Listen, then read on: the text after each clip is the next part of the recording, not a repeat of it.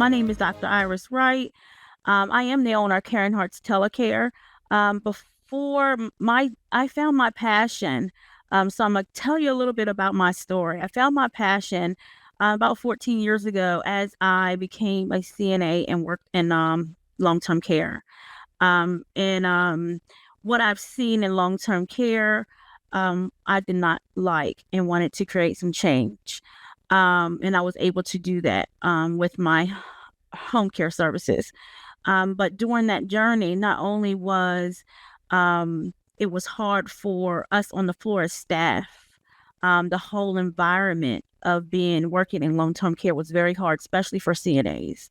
So I'm going to talk a little bit about it, and then I want to tell you guys a little bit things if you have a loved one that is in long-term care services, what to look for, because often as a CNA, because a lot of people don't really look at us when we work in long-term care for some reason as caregivers, and we are caregivers. We don't just care for one people. It's times that we go into work where we're caring for 20 to 30 people. And it's times that something comes that we are not able to do, and that the residents do not get everything that they should get. Um, and that's not totally against the staffing and CNA aspect of it. It has a lot to do with laws that needs to be changed in certain states, and it has a lot to do with the facilities shorten us in staff. All right. So one thing I would tell people is one CNA cannot take care of 20 to 30 residents at one time, and it'd be effective. Okay. It'd be effective, and it'd be with good, great patient care. And that was one of the things that brought my vision to light with my home care company, and wanted to make sure that I'm covering boundaries to be able to keep my people at home, but not just keep them at home, but give them the quality home care services that they need so they can stay out of the nursing home. So in that journey of going through with long-term care, I've seen so many things from being, again, so many of us, sometimes I was the only aide on the floor. All right. Sometimes we were even told by higher management to put stars near the residents that family come in often so we can pay special attention to them. So that means if I have 30 patients there and these 5 people have loved ones that's coming all the time for them, I needed to make sure that I pay close attention to those 5. All right. Which broke my heart. Um, Also, families, sometimes family would come in and they would be so disrespectful to the caregivers on the floor that's working, because they have no idea that this caregiver has 20 to 30 patients. So I do want to leave you some gems when you're going into those facilities and looking at your loved one, and you go in there and see that something isn't done. Because sometimes we are thrown on the under the bus from our nurses. Our nurses know that we're short of staff. Our nurses know we have 20 to 30 residents to take care of. Our nurses also know that, hey, we might just done a round on that client, but this person might be on Lasix or something and going to the bathroom continuously. So one thing I want you to look for is look and see how many workers are on the floor, right? When you go in to visit to find out if this is a facility that your loved one should be going to, pay attention. How many nurses on the floor? How many caregivers are on the floor? How do things look? The smell, all right? Because some of those facilities, when you walk in there, you can tell that things are not right because of the cleanliness and the smell of the facility. All right. So something's wrong, because if we're giving effective patient care and good patient care, you should see staff moving around, a nice amount of staff. You should be greeted a certain way when you go in there. All right. I'm not talking about the show they put on. All right. I'm talking about a natural greet. And also, because we're delivering awesome patient care, you should not smell urine and bowels when you're walking down the hallway. All right. So they are signs that that may not be a good facility for your parents. Okay. So I want to really, really touch base on that CNA side, because often we are mistreated. Often we are asked to do things that we should not do. Often our residents are not able to get that good quality care again, just because we don't have the capacity to do so. So, guys, what patient care means to me, or caregiving means to me, because I look at every one of my residents, um, or clients. I'm gonna say clients now as well because I'm out of the field, but I'm in. I still have my home care company. I look at them as they are a family member, and I make sure that we're delivering quality services, right? They are a person, they deserve to be loved, and they deserve to have dignity, right? So when I'm going through and training my staff, or going into even working in that nursing facility, I had a few things that I had to do to in that facility, that I had to try to overcome to make my mark, right? To be able to work in that facility, because I've been in trouble because I spent too much time with a client, or resident, I want to say. So they told me, no, you have to go and do this, and this is what you have to do. But the caregiver in me knew that when this client had went to the bathroom and got their sheets wet, that I needed to make sure that I do another wash and change the sheets and do the whole works. But oftentimes we are told by upper management that we don't have time to do that.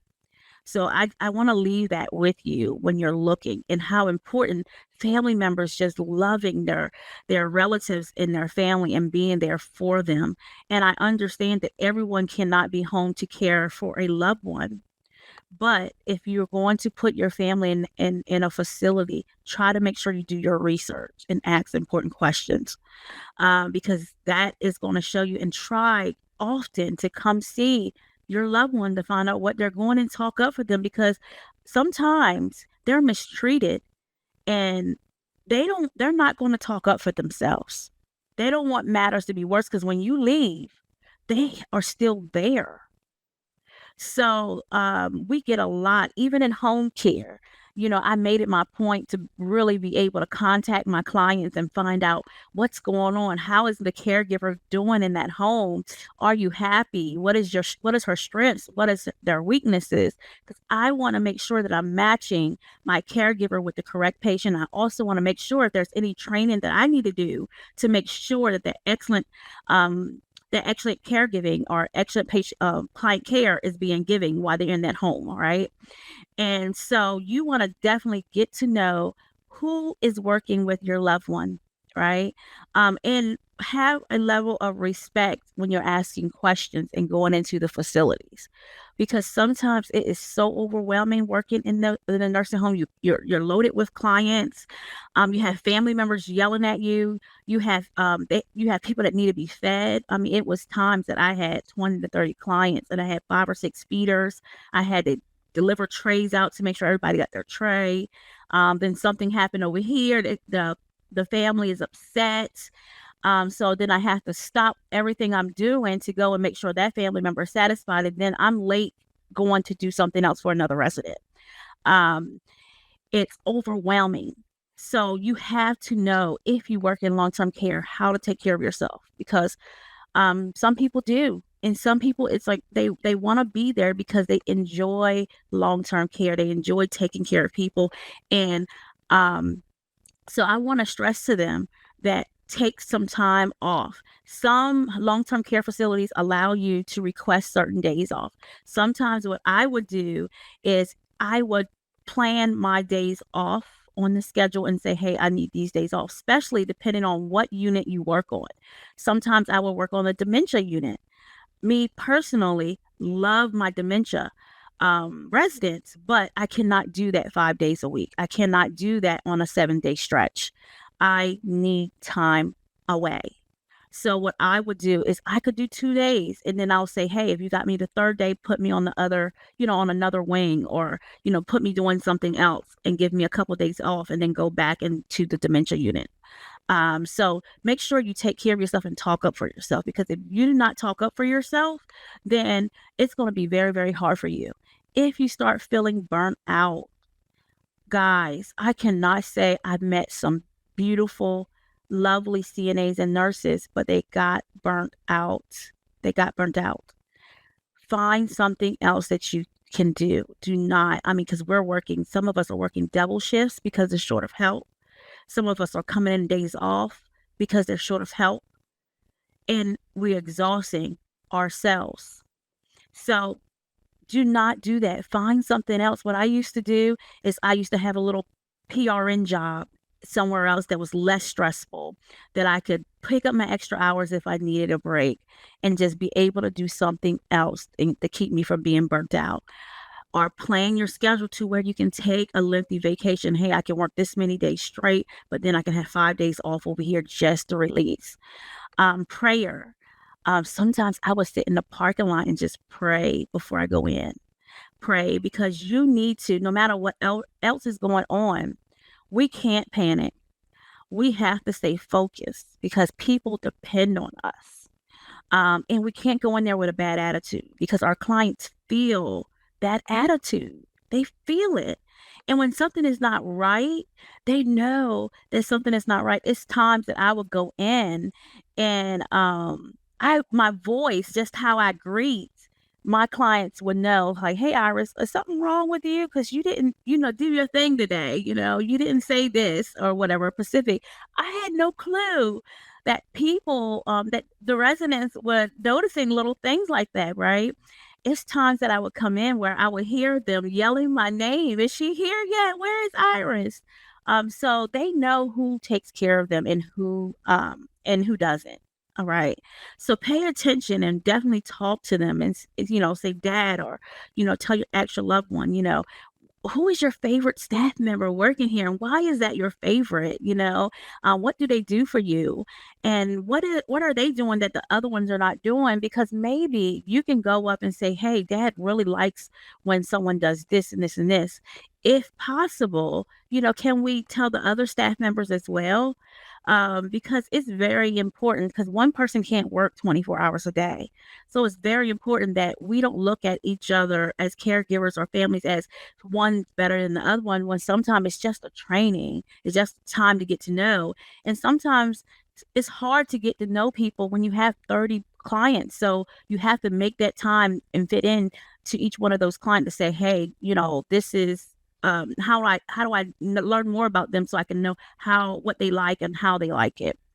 Um, so I want to just say, guys, being a caregiver, and because we're all going to get old one day, right? We're not going to stay young. As much as we want to stay young, we're not. We're going to get old. We're going to need some help, and we have to be the change that we want to see. So a lot of us really do wear our hearts in our hands, and we really go in there because we want to do an awesome job. I'm not going to say everybody is like that, but I'm going to say a lot of us are. Money, it shouldn't be the forefront of your attention when you're in this field. Of course, we need money to live. We need money to pay our bills, but this has to be something that you're passionate about, that you enjoy doing, or things are not going to be right for you or the resident or client that you're serving, because they can feel that. So that's one thing that I really love about what I do. Even in long-term care, I had to sometimes I used to put a little gospel music in one of the earphones, and just one of them, I could still hear everything, but I would just get in the zone, because I know when I go in here, sometimes I don't even know what I'm going to walk into, right?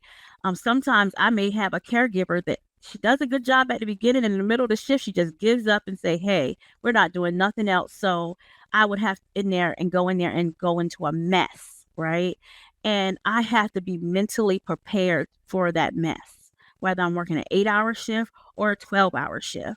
So sometimes just listening to a little music when I'm walking in there, I'm ready to take on this challenge, right? Sometimes I would go through things because in a lot of facilities, you have a bath schedule for each client. And some of our clients like baths more often.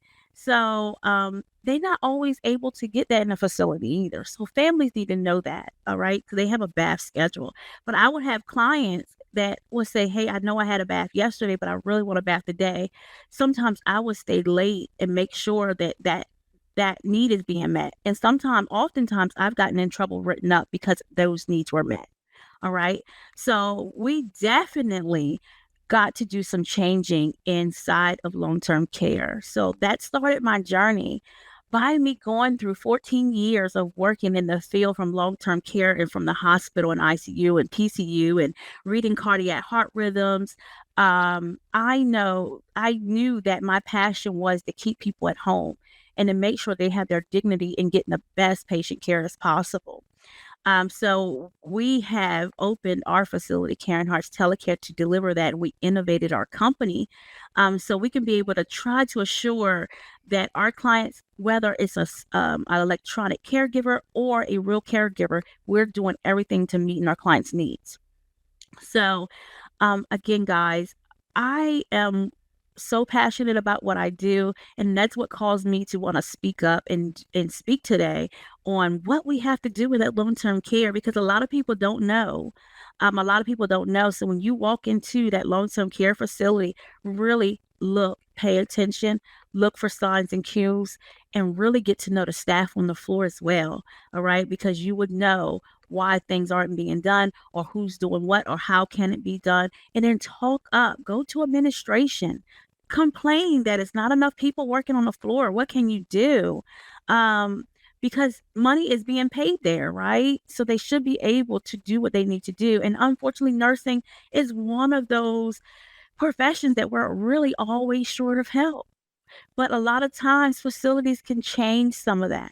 They can change it by offering better pay, by offering bonuses to people when they come in on their extra shifts, and also by ensuring that everyone is treating each other with dignity and respect. It was oftentimes on the floor that nurses and RNs would treat CNAs poorly because they felt like we were nobody. They didn't want to listen, even though we're the one that's taking care of the client. We are the sole source of that happiness. When something is happening and that client is declining or something's going on, we are one of the first ones that see it. We're the ones that gives the nurse the information and say, "Hey, I think this need to be checked because this is what's going on, and this is not her. She's not herself. Something's wrong." Right?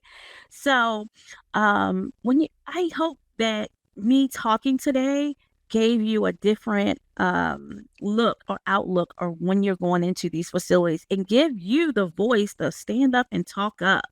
All right. I am also a bestseller author. I'm an injustice advocate. I believe that injustice is inside our home care system. It's one of our biggest injustices.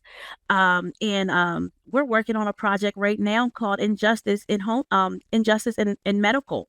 Getting those stories out there and hoping that people will be comfortable with sharing those stories so we can fight for change. We can fight for change because some things are state need to be changed on the state level, and some things we need to be enforced inside of the facilities that's taking care of our loved ones.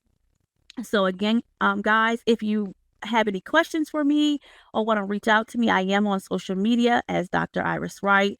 I am my company is Karen Hart's Telecare, and my website is chtelecare.com if you want to see what we do. Because we're definitely changing and innovating home care to make home care just an overall better place, better thing to do. And I'm iris-wright.com. As my books come in, I do have books, ones coming out, Women in Nursing, and I do have, again, Injustice in Medical, that's going to be coming out soon. So guys, thank you so much for allowing me on this platform. Thank you, Ms. Cheryl, for allowing me to share my story and my experience in the long-term care sector as a CNA.